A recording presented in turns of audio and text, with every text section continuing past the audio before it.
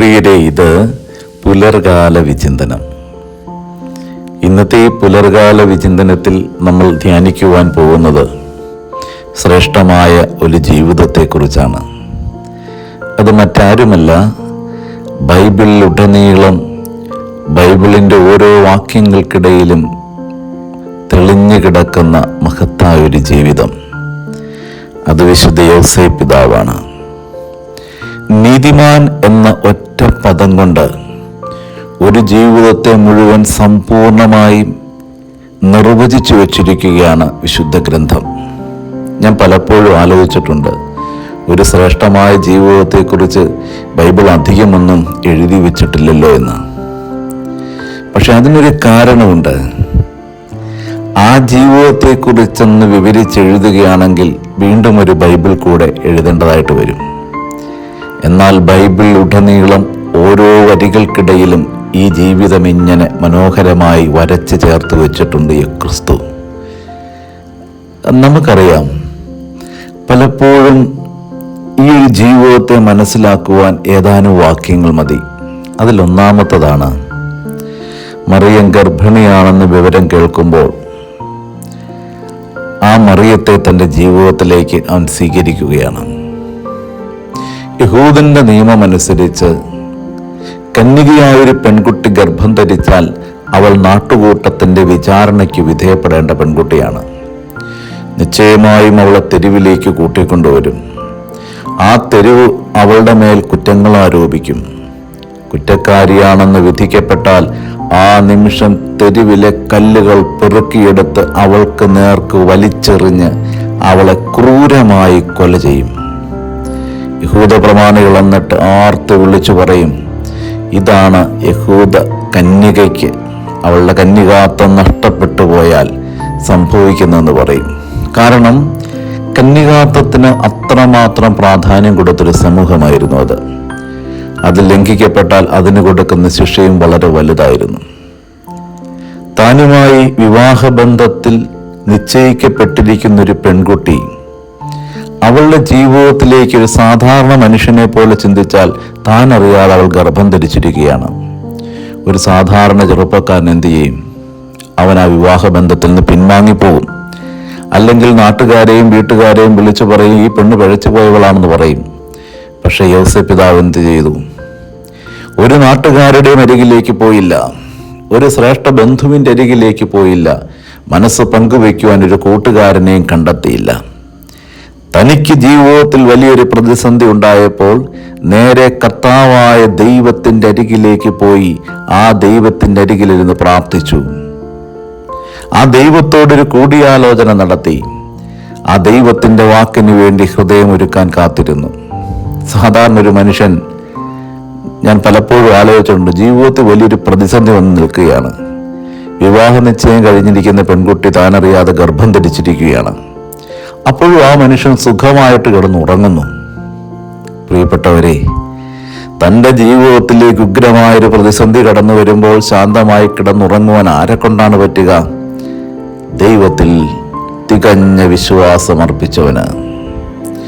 തൻ്റെ ജീവിതത്തിൻ്റെ പ്രശ്നങ്ങൾക്ക് പരിഹാരം കാണാൻ എൻ്റെ ദൈവമായ കർത്താവിന് കഴിവുണ്ടെന്ന് മനസ്സിൽ ബോധ്യമുള്ള ഒരാൾക്ക് ആ ദൈവത്തിൻ്റെ കരങ്ങളിലേക്ക് തൻ്റെ പ്രശ്നത്തെ ഏൽപ്പിച്ചു കൊടുത്തിട്ട് ശാന്തമായ കരങ്ങളിൽ കിടന്നുറങ്ങുവാനായിട്ട് പറ്റും.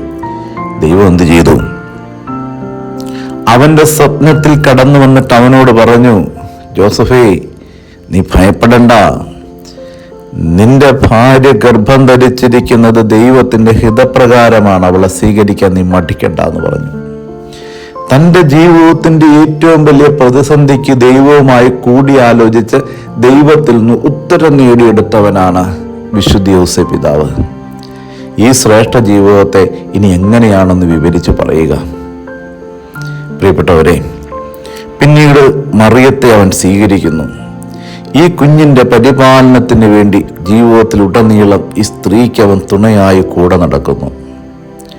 ഇനി കനേഷുമാരി കണക്കെടുക്കുവാൻ വേണ്ടി ബത്ലഹേമിലേക്ക് പോയി മടങ്ങി വരുന്ന വഴിയിൽ തൻ്റെ പ്രിയപ്പെട്ടവൾക്ക് പേറ്റുനോവുണ്ടാകുന്നു.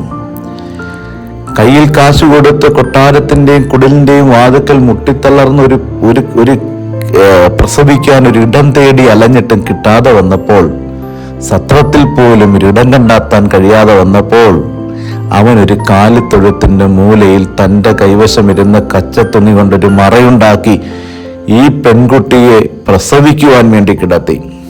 ആ പാതിരാത്രിയിൽ, മഞ്ഞ് പെയ്യുന്ന പാതിരാത്രിയിൽ, ഒരു വൈറ്റാട്ടിയെ പോലും അന്യനാട്ടിൽ കണ്ടെത്താൻ അയാൾക്ക് കഴിഞ്ഞിട്ടുണ്ടാവില്ല. ആ പ്രിയപ്പെട്ടവൻ തൻ്റെ പ്രിയപ്പെട്ടവളുടെ പേരെടുത്തിട്ടുണ്ടാവും, അവളുടെ പ്രസവത്തിന് സഹായിച്ചിട്ടുണ്ടാവും. ഈ യേശു ക്രിസ്തുവിനെ ആദ്യമായി കരങ്ങളിലേക്ക് ഏറ്റെടുത്തതും യോസേപ്പ് പിതാവായിരിക്കും. തൻ്റെ ഭാര്യയുടെ ജീവിതത്തിലെ വലിയൊരു പ്രതിസന്ധിയുടെ സമയത്ത് താങ്ങായി കൂടെ നിന്ന്, ബലമായി കൂടെ നിന്ന് ആ കുടുംബത്തെ കൈപിടിച്ച് നേരെ നിർത്തിയ ഒരു വലിയ വിശുദ്ധ ജീവിതമാണ് യോസേപ്പ് പിതാവിൻ്റെത്. ഒരപ്പൻ അങ്ങനെയാണല്ലോ. അമ്മയ്ക്ക് പ്രതിസന്ധി വരുമ്പോൾ, മക്കൾക്ക് പ്രതിസന്ധി വരുമ്പോൾ അവരെ താങ്ങി പിടിച്ച് കൂടെ നിന്ന് ബലം കൊടുക്കുന്നവനാണ് അപ്പൻ. ഞാനുണ്ട് നിങ്ങൾക്ക്. അപ്പൻ എന്നൊരു കോട്ട ഒരു കുടുംബത്തിങ്ങനെ ഉയർന്നു നിൽക്കുമ്പോൾ, അവൻ്റെ കീഴിൽ നിൽക്കുന്ന, അവനോട് ചേർന്ന് നിൽക്കുന്ന അവൻ്റെ ഭാര്യയ്ക്ക്, അവൻ്റെ അമ്മയ്ക്ക്, അവൻ്റെ സഹോദരങ്ങൾക്ക്, അവൻ്റെ മക്കൾക്ക് ഭയമുണ്ടാവില്ല. അതുകൊണ്ടാണ് നേരമൊന്ന് ഇരുട്ടി തുടങ്ങുമ്പോൾ, അപ്പനെ കാണാതെ വരുമ്പോൾ മക്കൾക്കും ഭാര്യയ്ക്കൊക്കെ ഒരാകുലത ഉണ്ടാകുന്നത്. അവനൊരു ഉറച്ച കോട്ടയാണ്.